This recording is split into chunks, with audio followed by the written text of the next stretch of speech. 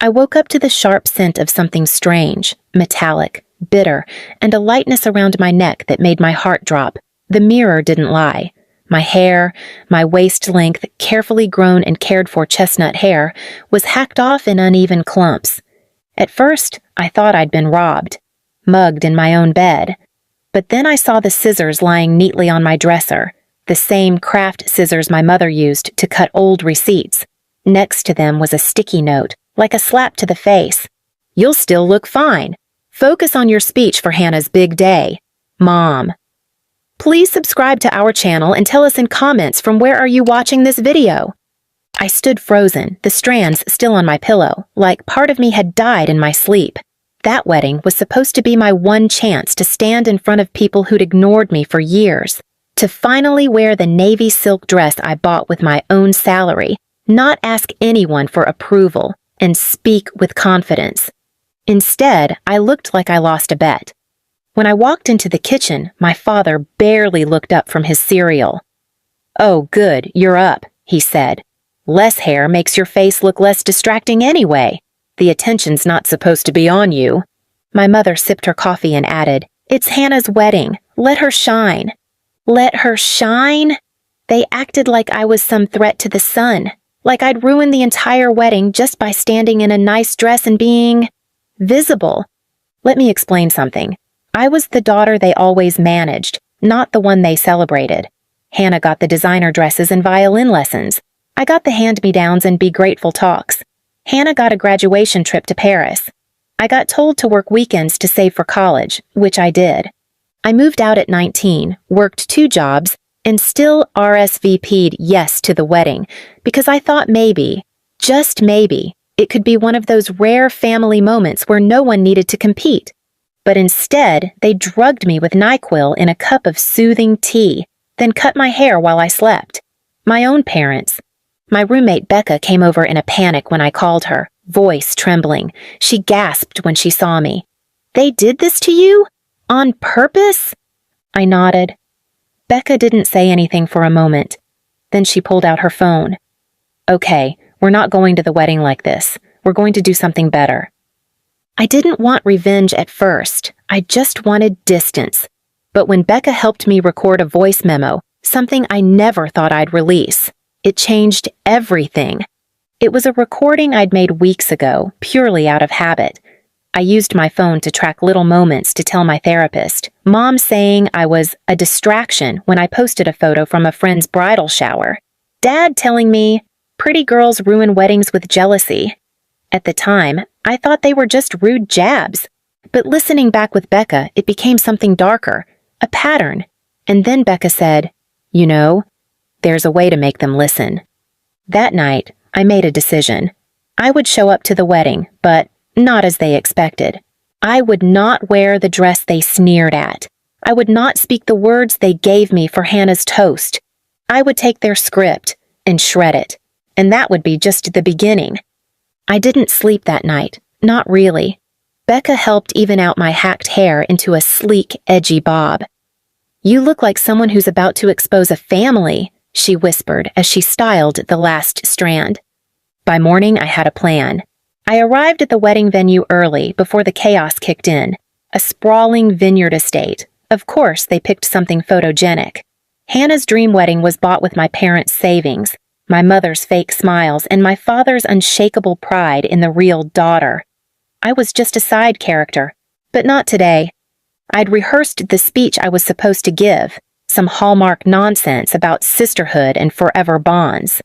Instead, I walked up to the microphone at the rehearsal brunch when the mood was warm and smug, and I said, "Hi, everyone. I know I'm not the favorite daughter. That's never been a secret, but I'm here to say something different today." You could feel the air shift. My mother's smile twitched.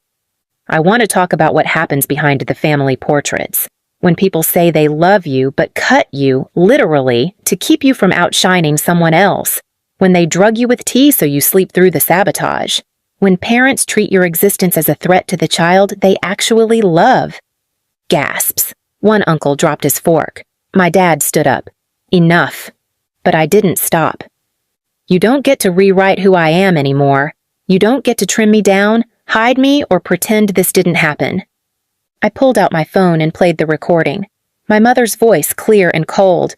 "She thinks she'll look better than Hannah? We'll fix that." Then my father's laugh. "We'll cut it while she sleeps. Girls like her need reminders." The silence was deafening. You could see people putting forks down, guests turning to one another in horror. I ended with, "You taught me shame. Now I'm teaching you consequences." Security escorted me out because my parents started yelling. My sister was in tears, not because of me, but because this will ruin my photos. But it wasn't over. The video went viral within 24 hours. Becca uploaded the full clip online, captioned, "This is what happens when you weaponize family." It blew up, millions of views, celebrities reposted it, TikTokers lip-synced it. I got DMs from strangers saying, "Thank you for saying what I never could." But the best part?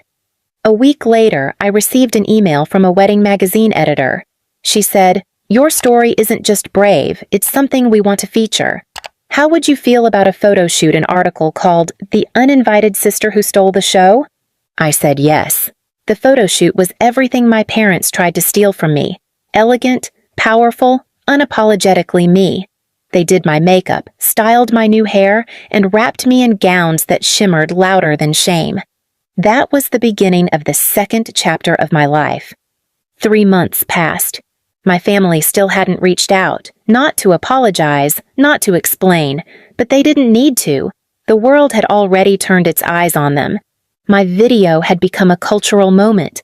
Talk shows debated it. Bloggers analyzed every word. Pretty privilege. Sister rivalry. Emotional abuse masked as tradition.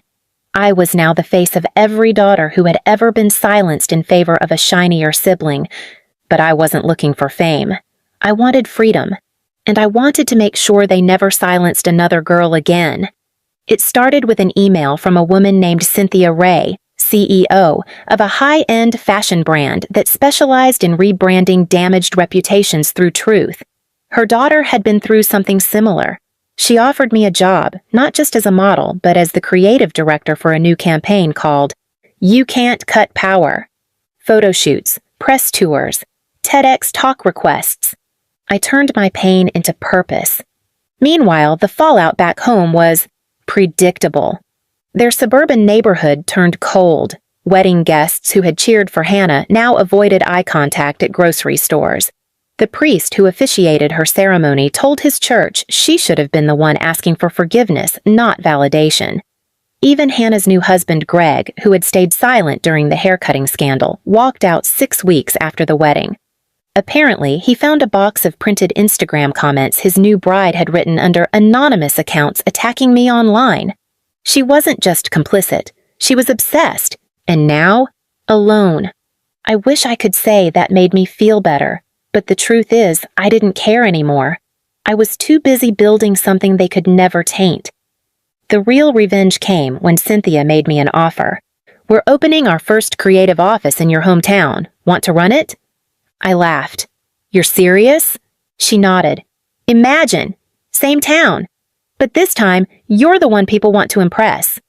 So I did it. We opened a sleek, sunlit creative space right downtown, on the same street my parents used to drag me past to get to my sister's piano recitals. This time, it had a giant window decal that read, "Power cannot be cut." The week we launched, my team hosted an open house. Local press came, activists, survivors, and yes, even a few of my old high school classmates who used to mock my quietness showed up asking for internships. But the cherry on top? My parents walked in, uninvited, unannounced. My mother wore oversized sunglasses. My father had clearly aged in those months. Maybe it was guilt, maybe it was exposure, maybe it was just losing control. They didn't recognize the woman standing at the front, poised, powerful, camera ready. They tried to act like nothing had happened. "We're proud of you," my mother said softly. I smiled. "That's funny. You haven't been proud of me since I had braces." My dad chuckled, trying to lighten the mood. "We all make mistakes. Families heal, right?" I walked over to the front desk. Would you like to leave a comment card? We take feedback seriously here. They blinked. Otherwise, I continued, I have a full room of people I actually respect waiting to hear me speak. As I turned away, I saw them standing in place, out of place, uncomfortable in the very space they once thought I was unworthy of. I didn't need to yell. I didn't need to shame them. The building, the people, the success, that was louder than any insult. But just as they walked out the glass doors, I called after them. By the way, next time you try to cut down a daughter to elevate another, just remember, scissors dull, but some girls sharpen. They never came back, and I never needed them to. Because I had finally learned they didn't define my beauty. They didn't define my power.